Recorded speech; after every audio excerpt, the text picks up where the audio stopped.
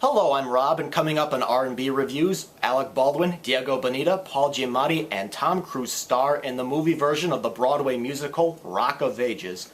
With a cast like this, does the film deliver? I'll have my review for you coming up. We're gonna shut them down. Our whole existence is riding on Stacy Jacks. Rock and roll, gentlemen, the icon of rock, the legendary Stacy Jacks.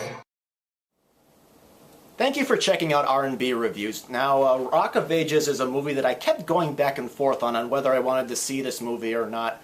It opened last weekend, and it only took in $14 million here in the U.S., and I wondered whether it's because it's possible that musicals are coming, getting out of date, because obviously I know there's some people that have a problem with people just bursting singing out in the middle of nowhere, but for me, with a cast with some actors that I like, for example, like Alec Baldwin, and enjoying some 80s music myself, I decided to go ahead and go see this movie and give it a shot. It's set in 1987, and it stars Julianne Hough as a character named Sherry. She leaves her small town in Oklahoma to try to make it big in LA. I know, familiar story. And she meets Drew, who's played by Diego Boneta, and he works at a heavy metal rock club, which is owned by Dennis, who's played by Alec Baldwin. I believe the club was the Bourbon Club, I think is what it's called in the movie. And rock legend Stacy Jacks, who is about to perform his last concert at that club with his band. And a group of people, meanwhile, are led by Catherine Zeta-Jones, and they want to shut the club down and turn people away from listening to rock and roll music. And during the first number where Sherry is singing on the bus with random people, I thought the movie was going to be laughable and syrupy, but after that I thought the movie did get better, and I found myself enjoying it, and I think most of the cast brought great energy, and it seemed like they were having fun. In a way, I kind of treated this movie more like I was watching a theater musical on stage rather than the film, because come on, they're both different experiences, and I think for the cast for the most part did very well. I think Alec Baldwin and Russell Brand were a very fine comedy team together. They were really funny, I think. And Cruise, I thought Cruise was convincing as this complex rock star whose life is out of control, and I think his singing was pretty good, and I believe that I really was watching a rock star perform during a lot of the concert footage. And Catherine Zeta-Jones, I thought, was really threatening as the mayor's wife who wants to shut the club down.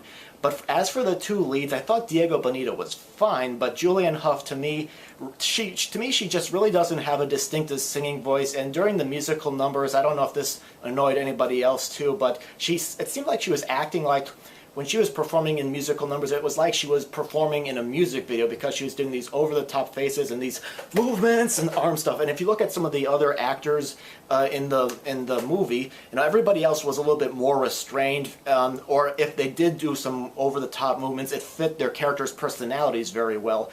I think, personally, I've never seen the musical on stage, but I have a feeling that Rock of Ages would probably work better as a live theater performance on stage with a lively audience than an audience in a movie theater. I can imagine some movie audiences probably getting tired of a song starting up every other scene. I mean, it works in the theater better. I mean, if you look at some stage musicals, that's the plot is very thin. It's just an excuse to string some songs together, and it works better in the theater. But I think with movies, people want, more stories. They want, to get to know the characters a little bit better, and I think that's why it would probably work better in the theater with a live, audience, on stage than it would in a movie. And I think the thought of the formula of 80 songs and references definitely, I think when the movie started out, I think it worked better at the beginning of the movie with the whole Stacy Jacks concert. Everybody's excited, but by the time we got to the second act, it felt like, to me, it kind of ran out of steam, and it kind of dragged a little bit here and there. But at the end, in the third act, I think it did pick up a bit. But still, I found the movie to be fun at times, and even though the middle kind of slagged a little bit, and most of the cast, I think, made the movie work. Maybe I'm being too nice, maybe I'm giving the right rating, but I'm going to give this movie a mild see it in theaters verdict. I think if you're a fan of musicals or the 80s music, you might enjoy it, but the plot is a little bit thin. But then again, a lot of stage musicals, especially recent ones, are kind of like that. So that was no surprise to me. But I think for a regular movie-going audience that want to, explore the characters and have all these subplots tied up in a neat package, will probably be a little bit disappointed. But still, it was an enjoyable movie to me, and I'm going to give it a mild see it in theaters verdict. And if you have seen Rock of Ages, tell me what you think about it. Post a comment. And if you want to check out any of our other reviews on the channel, just go onto our main page, and we got folders of the different years going back to 2009. So again, thank you very much for watching. Hopefully we'll see you next time on R&B Reviews.